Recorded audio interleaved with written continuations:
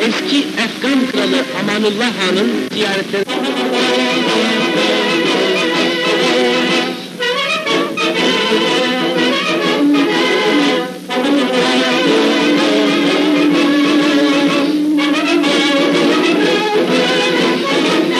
Afgan kralından sonra gelen Yunan başvekili Venizalos'tu. Prensibi, yurtta sulh, cihanda sulh olan Atatürk, yalnız memleketimiz için değil, milletler arası münasebetler içinde barışı kendisine gaye edinmişti. Atatürk, Türkiye'nin medeniyet yolunda ilerleyeceği yolu gösterirken, Ankara'nın batısında örnek bir çiftlik kurdurmuştu. Bugün Atatürk Orman Çiftliği denilen bu yerin düzenlenmesine, 1925 yılında başlanılmış, çiftlik arazisini süren traktörü zaman zaman kendisi kullanmıştı. Onun için orman çiftliğini çok sever, sık sık oraya giderek istirahat ederdi. Amerikan Büyükelçisini de burada kabul etmiş, dünya meseleleri hakkında sohbet edip görüştükten sonra çiftliği kendilerine gezdirmişti.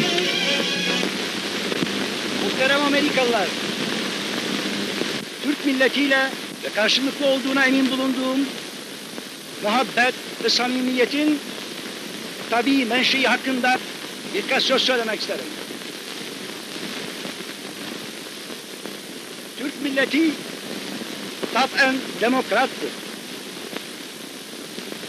Eğer bu hakikat şimdiye kadar medeni beşeriyet tarafından tamamıyla anlaşılmamış bulunuyorsa, bunun sebeplerini muhterem sefiriniz Osmanlı İmparatorluğu'nun son devirlerini işaret ederek çok güzel ifade ettiler.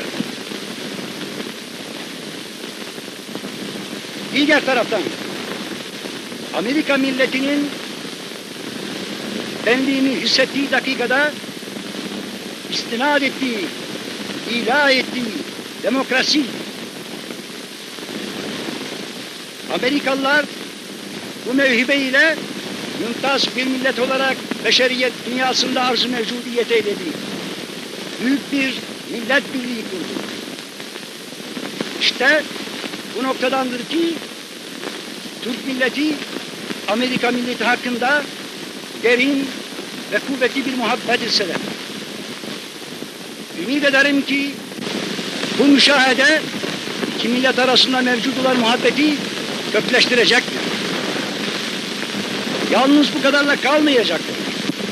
Belki bütün beşeriyeti birbirini sevmeye ve bu müşterek sevgiye mani olan mazi hurafelerini silmeye, dünyayı sulh ve huzur sahasına sokmaya medar olacaktır. Temsil etmekle mübahi olduğu Türk milletinin, yeni Türkiye Cumhuriyeti'nin insani gayesi işte bundan ibarettir. İngiliz Kralı Edward, Mustafa Kemal'i her zaman görmek isterdi. Nihayet günün birinde bu fırsata kavuştu. Onu memleketine döndükten sonra bu hatırayı her zaman şevkle, gururla anarken biliyoruz.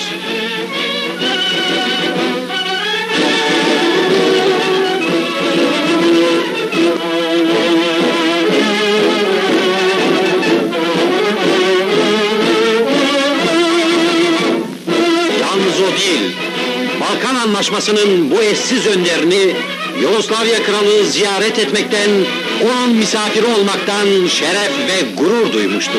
Bir başka misafir ondan hız almanın, ondan ilham almanın hazzını duymuştu. İran Şehinşahı Şah Pehlevi, Atatürk'ü görmek ve onunla tanışmak için Türkiye'ye geldi. Bu ziyaret uzun yıllar sürecek bir hadise oldu ve iki devletin yakın dostluğuna vesile teşkil etti. Bilhassa bizimle komşu olan memleketler arasında tam bir barışın hüküm sürmesi onun çok arzuladığı şeylerden biriydi. Bizim alemde hususun Erdoğan'ın geleceğim çok teşekkürler.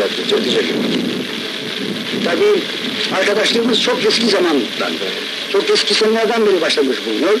Bunu şahsen birbirimizi tanımak suretiyle şüphesi çok kuvvetlendireceğiz efendim.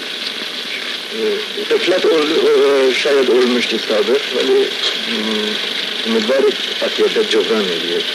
Hiç şüphe yok efendim. Biz de bütün memleketçe aynı fikir ve kanaattayız efendim. İnşallah. Arzu buyursanız yukarıya bir görelim efendim. Buyurun. Buyurun.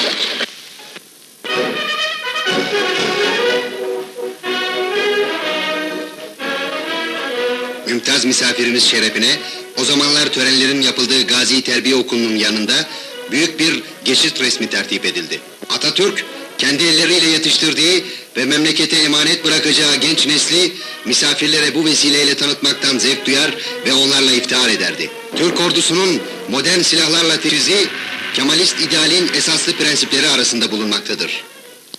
Bugün Avrupa'nın ve dünyanın sayılı büyük asker memleketlerinden biri olan Türkiye Cumhuriyeti dostları için faydalı, düşmanları için korkunç bir varlıktır.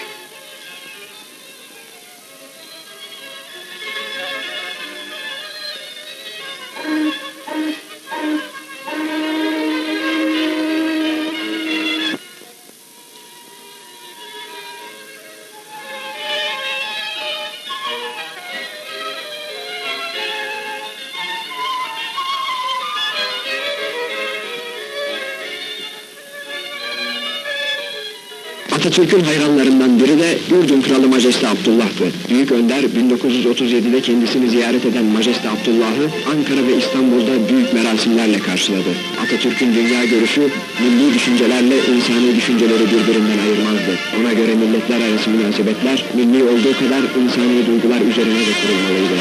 Atatürk zaman